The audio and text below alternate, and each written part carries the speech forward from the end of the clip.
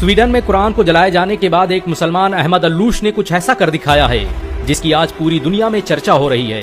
दरअसल कुरान जलाए जाने के बाद स्वीडन के अहमद अल्लूश ने वहां के कोर्ट में एक याचिका दायर की थी कि उसे भी यहूदियों और ईसाइयों की मुकद्दस किताब बाइबिल और तौरात को जलाने की इजाजत दी जाए। अहमद अल्लूश का कहना था कि जैसे स्वीडन में सरेआम सरकारी सिक्योरिटी के बीच कुरान को जलाया गया, वैसे ही वो भरी सिक्योरिटी और लोगों के बीच बाइबल और तौरात को जलाना चाहता है। इस खबर के आने के बाद इजराइल सहित दुनिया के तमाम यहूदी संगठनों ने बवाल कर दिया था और धमकी दी थी कि अगर हमारी धार्मिक पुस्तकों को जलाने की कोशिश की गई तो हम इसे बर्दाश्त नहीं करेंगे।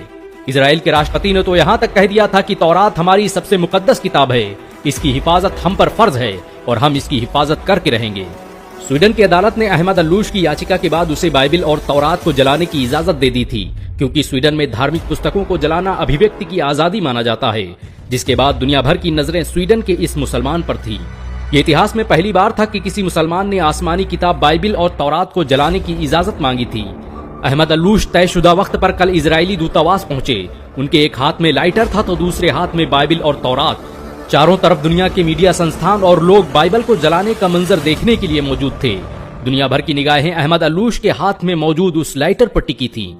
लेकिन लोग उस वक्त हैरान रह गए जब स्वीडन के इस 32 साला नौजवान ने लाइटर जमीन पर फेंक दिया और लोगों को मुखातिब होकर कहने लगा कि मैं बाइबल और तौरात को जलाने की सोच भी नहीं सकता। मैं तो बस कुरान जलाने के मामले पर यूरोप, अमेरिका सहित दुनिया के दोगलेपन को बेनकाब करना चाहता था। ये मेरे प्रदर्शन का तरीका था। मैं चाहता था कि लोग आएं और मेरी बात सुनें और एक मुसलमान के दर्द को महसूस करें।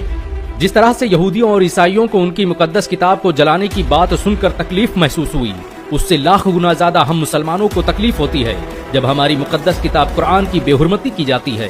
अहमद अल्लूश के पास बाइबिल और तौरात के साथ कुरान भी मौजूद थी। उसने कुरान को बोसा दिया और सीने से लगाते हुए कहा, भला मैं उन किताबों को कैसे जला सकता हूँ जिसकी तस्दीक मेरे कुरान ने की है। मेरा इस्लाम किसी मजहबी किताब को जलाने की इजाजत नहीं देता।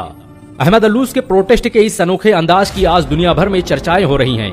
यहाँ तक कि यहूदी और ईसाई भी कुरान को जलाने की इजाजत देने पर पाबंदी लगाने की मांग करने लगे हैं।